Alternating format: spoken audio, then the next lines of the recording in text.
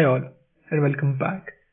So in today's tutorial we'll be looking on one more topic which I find it's pretty useful for me, which is metric definitions. So what is metric definition in ServiceNow? So as you can see on my screen, I have ServiceNow docs open. So metric definition is defined metric can track how long an audited field holds a certain value. So basically it means if you have created a metric definition on certain field out, right? So it will track for how long it was holding that particular value, right? For example, on incident, if you consider on incident, if you created a metric definition on state field, then it will check for how long it was staying in progress. As soon as the state gets changes, it will create a new metric instance, which will state the start time from the moment it moved to that particular state to the next step. So let's move on to the ServiceNow instance.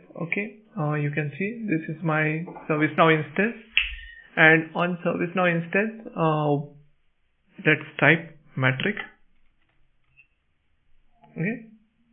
So in metric you have, this is the application for metrics.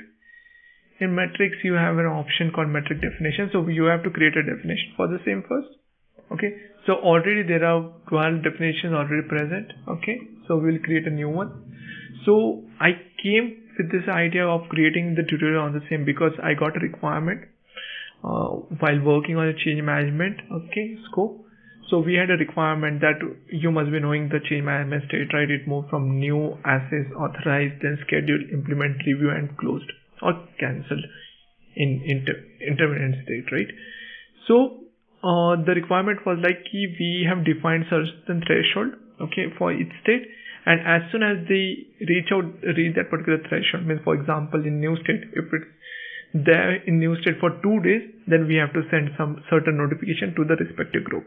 In the similar way for other state also. So we don't have this kind of track, means how long that particular change request was in particular state on change form. So we have to create a metric definition. So how we can create the same, I will show you. So in the metric definition you can click new.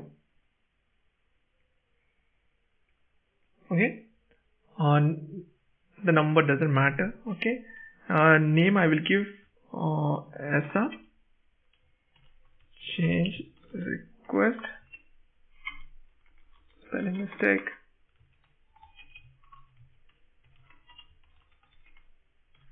change request metric. I don't know what's going on, what's wrong with my keyboard today. So we will create we will select the table, not create the table. So we have to define it on change request. In the similar way you can create it for any table. So I will create on change request. Now as the requirement I defined, right? So I want to track, or we can say I want to audit the state field. So I will go and check for state field. The description we can give trigger notification audit. Anything, you can give anything. It doesn't matter. So, and now application is global application. I'm doing the changes in global application. Type, we have two types. Field value duration, which would be the simple one. That it just checks, it just audits the change of the field value. We have also script calculation. It's more on like when you want to write some custom logic, right, around the same. I will not go with the script calculation for this particular tutorial, but I will try to show you one of the example from the out of the box, how it works. So we'll go with the field value duration. We don't want to write any script. And we will simply save it out. Pretty easy, right? Now let's see. So all the records, it will not work on the previous record, because we have created this particular definition just now. So all the records which it will track all the record from now onwards. So as you can see, there is a metric, related list, and there is nothing to display over there. Let's create a change request. and let's try if it tracks. Okay, change request. I will do dot list. Okay, and let's create a new change on this. So I will go to the new change.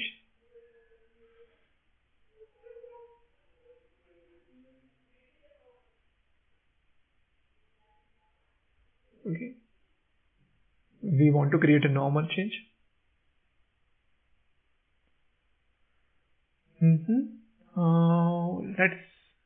Let me save this out. Okay, nothing is mandatory, so simply saving it out. And now you can see the state is currently new. So we can consider that in the draft state there was nothing. It changed from nothing to the new state, right? So new state. Now it must have created a record in the metric instance. Let's verify it out. So I will reload the form. Okay. And now you can see there is one record, okay, which is for that particular change request, okay, in new state. Okay, what is the value? That is new state. It started in the current instance, okay, but the end date is empty. Why? Because it's still there in new state, right? Okay, it didn't change. As soon as it changed, it will terminate this record by putting the end date, and it will create a new record out. You want to try it out? Let's try it out. So we'll go from new to access. Okay, I will provide the assignment group, something on the assignment group. Okay, I will save. Now ideally it should create one more record, and it should also populate the end date of the first. And my internet is slow, I guess.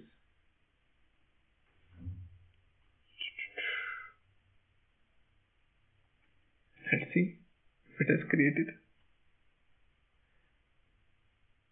So I think it moved to authorized state, okay, because of change approval policies, okay, which are defined on this.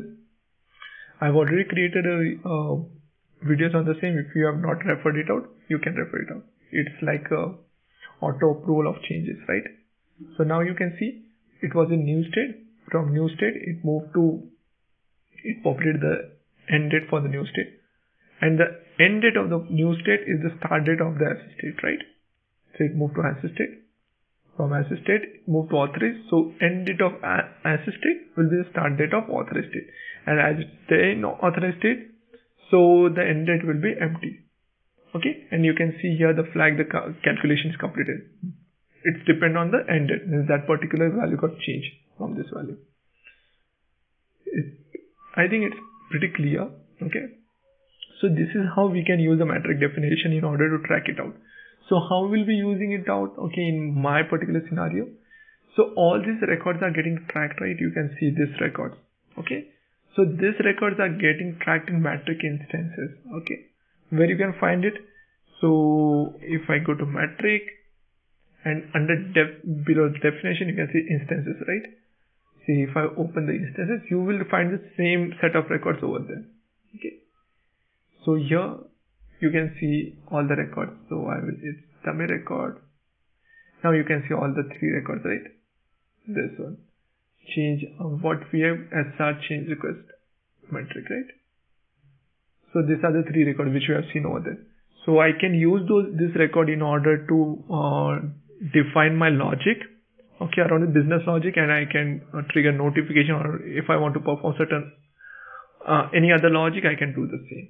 Okay, you can also write the custom code, okay, or custom business logic on the metric definitions itself. So if you go for script calculations, right? So we'll go with, let's open our first call resolution once, okay? Let's see.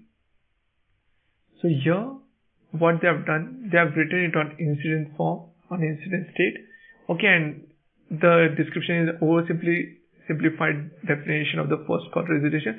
If the incident is activated and update syscount mode is 0, then create one of this, okay? So this is logic, and they have implemented the logic for the same, okay, based on the metric conditions, okay. So in the similar way, you also can create your own custom logic, okay, around the same, and play around it. So this is the use of metric definition, okay. I hope that's pretty clear for you, and if you also get this kind of requirement where you want to track certain flags out. Okay, for example, you can also have the requirement that you want to see for how long particular incident was assigned to a certain assignment group, right? Okay, so you can define the metric definitions over there also. Okay, so this is all for today's tutorial.